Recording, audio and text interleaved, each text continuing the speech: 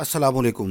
Showbiz colours में आपको दिल की गहराइयों से खुशामदीद कहता हूँ। आपकी भरपूर दिलचस्पी के लिए सुपरस्टार वहीद मुराद से मुतालिक कुछ ऐसी खूबसूरत, नायाब और यादगार बातें आपकी खिदमत में पेश कर रहा हूँ जिनके बारे में फिल्म इंडस्ट्री के senior technician dress master Bashir Ahmad Rahi बता रहे हैं, जो वहीद मुराद के साथ काफ़ी करीब रहे और वहीद मुराद उनके फेवरेट हीरो भी हैं। आइए उनसे आपकी दिलचस्पी के लिए गुफ्तगू करते हैं। अस्सलाम वालेकुम बशीर साहब। वालेकुम सलाम। कैसे हैं आप? ठीक ठाक हैं? अल्हम्दुलिल्लाह। बशीर साहब, मेरे देखने वालों की फरमाइश है कि आपसे वहीद मुराद साहब के बारे में मज़ीद गुफ्तगू की जाए, जी। इसलिए आपको ज़हमत दी है, आपका वक्त लिया है, आपका बहुत शुक्रिया। तो आप बताइए कि वो फिल्म निशानी की जो शूटिंग आपने करवाई वहीद मुराद साहब की, उसका सुपरहिट एक सॉन्ग था निशानी मेरे प्यार की, निशानी मेरे प्यार की। तो वो उस बारे में हमें बताएं कुछ। हाँ जी भाई साहब, अस्सलाम वालेकुम। अस्सलाम वालेकुम जी। वही साहब शूट पे जब भी आते थे तो कुछ लोग कहते थे कि जी ये बात नहीं करते किसी से, तो मैं कहता हूँ कि वो बात करते थे, लेकिन कोई बात करने वाला हो तो बात करे, हर किसी से तो बात नहीं होती। ऐਵੇਂ ही राह चलते हुए बुला लेते लोग, अस्सलाम वालेकुम जी, अस्सलाम वालेकुम, तो वही साहब फिर ऐसे ही करते थे कि वालेकुम सलाम, जवाब तो देते थे वो, लेकिन बात नहीं करते थे। क्यों? कभी कैसे इंसान का मूड होता है। तो वही साहब जो है वो बात करते थे टेक्नीशियनों से, बिल्कुल बात करते थे, बैठते थे और गप्पे शप्पे भी मारते थे आर्टिस्टों से फिर टेक्नीशियनों से भी बात करते थे। अच्छा। ड्रेस पहनाने के दौरान, जैसे कि मैं ड्रेस पहनाता था जब वो बातें करते थे मेरे से, दिल की बातें भी करते थे, काफ़ी बातें करते थे मेरे साथ वो। तो और मैं उनके बारे में कुछ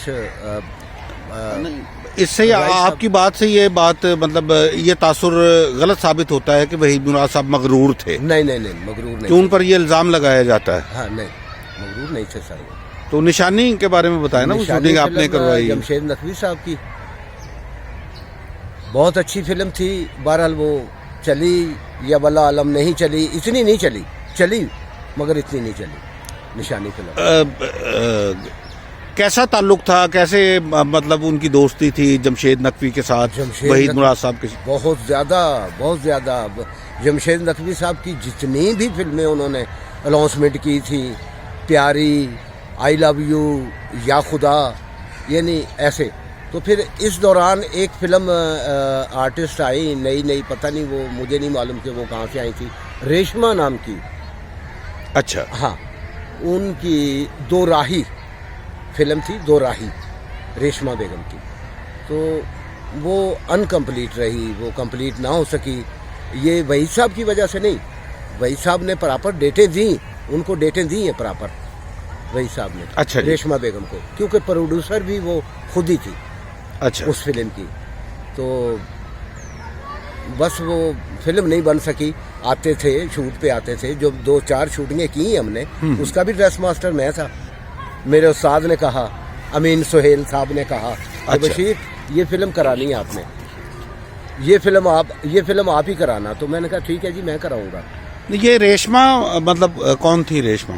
रेशमा 1 या 2 फिल्मों में आई है बस, उसके बाद नहीं आई वो फिल्मों में। तो ये फिल्म दो राही वो प्रोड्यूस कर रही थी? वो खुद भी उसमें वो हीरोइन थी वही साहब के साथ। अच्छा। हाँ, वही साहब के साथ वो हीरोइन थी।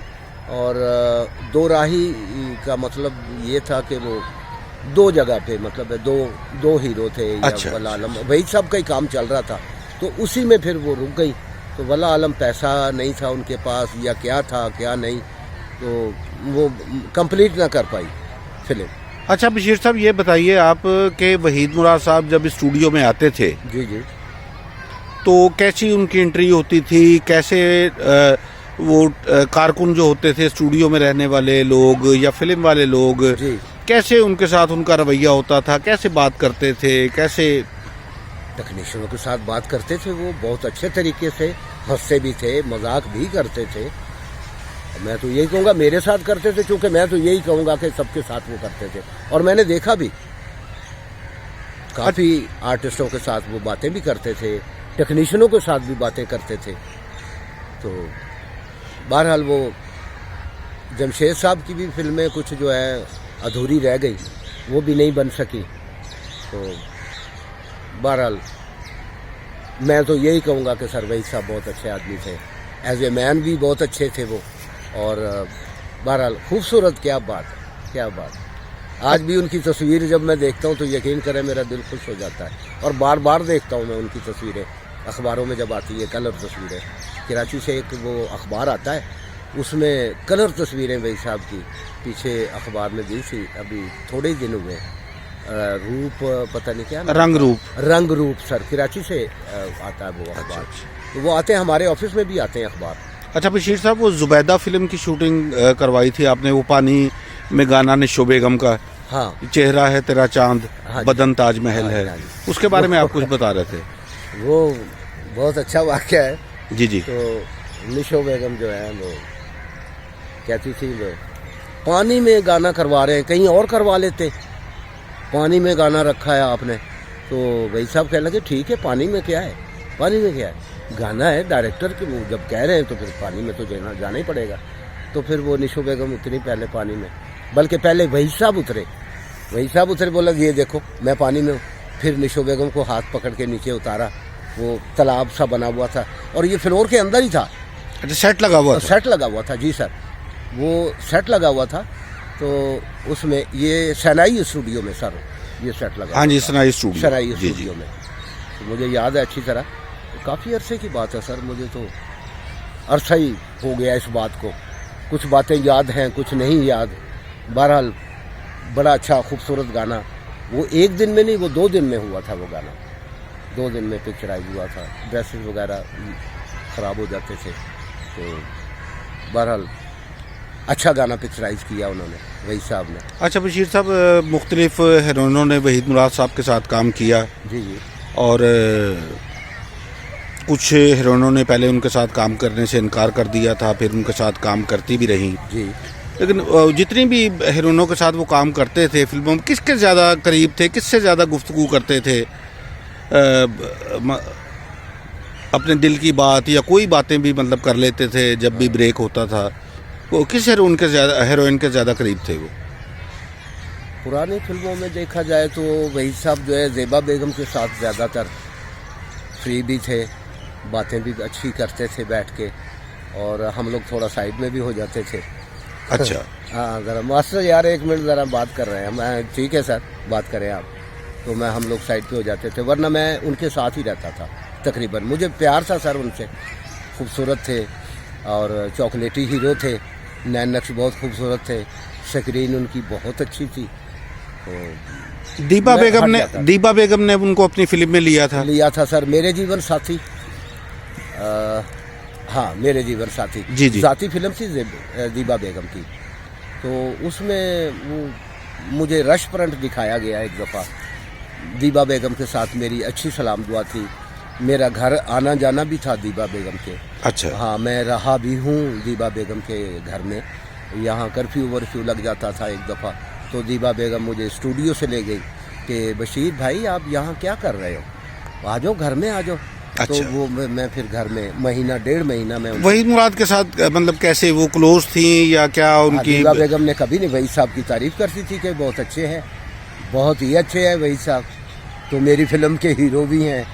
तो डेट, मैंने कहा डेट नहीं देते तो बात कर लेते हैं वही साहब से। वो कहने लगे नहीं डेट तो मुझे देते हैं, बस बशीर भाई पैसों की कुछ कमी हो गई है। अच्छा। इसकी वजह से मैं ये फिल्म नहीं बना सकी। वही साहब ने तो प्रॉपर मुझे डेटें दी थी, तो मैं बना नहीं सकी फिल्म में, तो अनकम्प्लीट है, वो पड़ी हुई है फिल्म। तो एक दफ़ा इत्तेफाक से हम लोग स्टूडियो आए तो मुझे रेस्टोरेंट उन्होंने दिखाया, खुद भी देखना था उन्होंने, तो मुझे भी कहा कि जी बशीर भाई आए आपको रेस्टोरेंट दिखाए। तो रेस्टोरेंट देखा तो अच्छा काम था, वही साहब का भी बहुत अच्छा काम था, इनका भी, और बड़ी अच्छी जोड़ी लग रही थी। तो मैंने देखा, मैंने कहा दीपा बेगम फिल्म तो अच्छी है, इनको लगाए। बोला बशीर भाई बस पैसों की वजह से। मेरे साथ बहुत अच्छी थी दीपा बेगम का भी, अखलाक बहुत अच्छा था, एज ए खातून बहुत ही अच्छी थी मुजीबा बेगम। अच्छा बशीर साहब, मेरा आज की जो सिटिंग है इसका आखिरी सवाल है आपसे जी जी कि आहट का आप बता रहे थे कि हम लोग गए थे शूटिंग करने जी जी मरी में या इस्लामाबाद जी, इस्लामाबाद गए। तो वो एक होटल में जो क़याम पजीर थे, जी तो नदीम साहब भी थे, शबनम बेगम भी थी शबनम बेगम भी थी और वहीद मुराद साहब भी थे। जी जी। तो क्या इनकी पोजीशन थी वहाँ रहने की, कमरों की, किसका कमरा किसके साथ था? कमरे सर नदीम साहब और शबनम बेगम ये दोनों बराबर बराबर में कमरे थे इनके। अच्छा। और वहीद साहब का थोड़ा सा चल के आगे जाकर इस साइड पे कमरा था। तो वही साहब ने प्रोड्यूसर से कहा, डायरेक्टर से भी कहा, पता नहीं प्रोड्यूसर से वाला आलम बात हुई थी साइड पे कि जी आप मास्टर उधर जाता है रावलपिंडी, वहाँ जाके ठहरता है और मेकअप मैन भी उधर ही होता है, जबकि इनका काम जो हमारे साथ है, और तो कोई आर्टिस्ट है ही नहीं, हम तीन हैं। तो बिंदिया बेगम भी वो भी आ गई, बिंदिया बेगम भी आ गई, बिंदिया बेगम का जी जी वो भी थी आहट में। हाँ जी हाँ जी, बिंदिया बेगम भी आ गई। तो उनको भी कमरा मिला अलग से। तो फिर उन्होंने कहा जी हेयर ड्रेसर को भी यहीं ले आए। वो हेयर ड्रेसर भी आ गया, मेकअप आर्टिस्ट भी आ गया, ड्रेस मास्टर भी आ गया। तो अब उन्होंने कहा जी ये मेरे कमरे में रहेंगे। मास्टर बशीर साहब जो है वो मेरे कमरे में, वहीद मुराद साहब ने कहा जी जी जी मास्टर मेरे कमरे में छोड़ दें, और वो जो है दूसरा एक मेकअप मैन है वो नदीम साहब के कमरे में छोड़ दें, और हेयर ड्रेसर जो है वो उनका ज़ाती है बिंदिया बेगम का, तो वो हेयर ड्रेसर को उधर ठहरा दें। इस तरह से हम लोगों ने फिर वो शूट किया फिल्म का, आहट का। अच्छा, आपकी एक बात काट रहा हूँ जी। जब शूटिंग होती थी तो ब्रेक टाइम में शबनम बेगम जो है वो वहीद मुराद के साथ गुफ्तगू करती थी या नदीम साहब के साथ क्लोज होकर बैठती थी? वहीद साहब से थोड़ा हट कर रहती थी वो। अच्छा। हाँ जी, वहीद साहब से बिल्कुल करीब नहीं बैठती थी। बहरहाल वो थोड़ा सा फासला होता था, तो बेग साहब साथ बैठे होते थे, नदीम बेग साहब। अच्छा अच्छा जी। वही साहब नहीं, वही साहब अच्छा, दूर अच्छा। बैठे होते थे अकेले। तो मुझे कहते थे कि मास्टर मेरे पास ही रहना यार। मैंने कहा अच्छा जी। तो मैं ड्रेस, मेरा काम तो हो जाता था वो, क्योंकि मैं इनको रेडी उधर से ही कमरे से ही रेडी करके लाता था। तमाम आर्टिस्टों को, जितने भी आर्टिस्ट हैं उनको वहीं से रेडी करके लाना, ड्रेसेस वगैरह जो भी उन्होंने पहनने वो मैंने ले आने साथ। जैसा आप रवैया बता रहे हैं वहीद मुराद साहब का, क्या बाकी जो लोग थे, मोहम्मद अली साहब, शाहिद साहब, नदीम साहब, इनका भी रवैया टेक्नीशियंस के साथ ऐसा ही होता था, या वहीद मुराद साहब मतलब आप लोगों को ज़्यादा रिस्पेक्ट देते थे? हाँ जी, शाहिद साहब जो थे, शाहिद साहब भी टाइम देते थे। शाहिद साहब अच्छे आदमी है, वो भी अच्छे आदमी। बारिश स्टूडियो में एक दफ़ा शूटिंग हो रही थी, तो शाहिद साहब गाड़ी की छत पर आगे डिग्गी पे, वो जो बोनट नहीं होता है जी जी, वहाँ लेटे हुए हैं। अच्छा, फुल है। अच्छा अच्छा हाँ, फुल है और गाड़ी पे लेटे हुए। तो मुझे कह लगे मास्टर देख के, और शॉट है, हो रहा है, मेरी ज़रूरत तो नहीं है।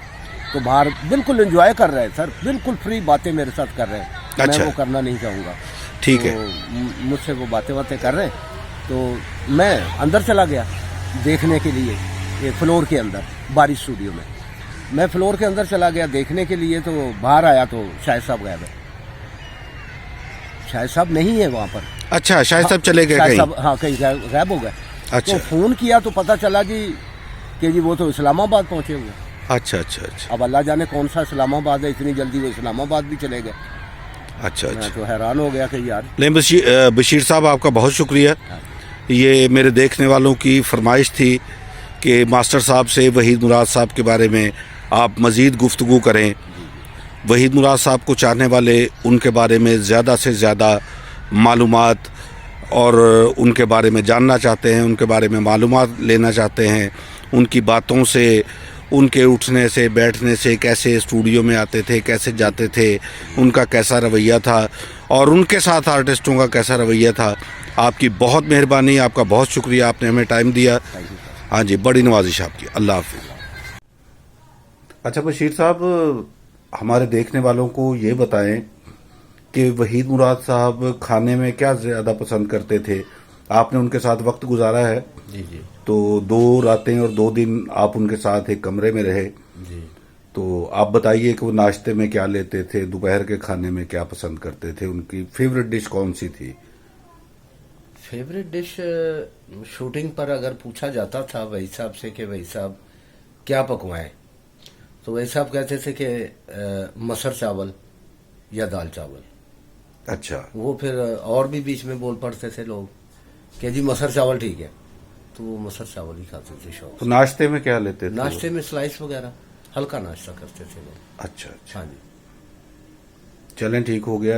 हमारे देखने वाले जो हैं इंशाल्लाह उन्हें बहुत मज़ा आएगा आपकी गुफ्तगू से। आपकी बड़ी मेहरबानी। नाजरीन, अगर आपको हमारी आज की ये वीडियो पसंद आई है तो इसे लाइक करें और मेरे चैनल शोबिस कलर्स को सब्सक्राइब करते हुए साथ बने बेल आइकन के बटन को ज़रूर क्लिक कर दें ताकि मेरी हर नई वीडियो का नोटिफिकेशन आप तक सबसे पहले पहुंच सके। अपनी बहुत ढेर सारी दुआओं में याद रखिएगा। अब इजाज़त चाहता हूं। अल्लाह हाफिज।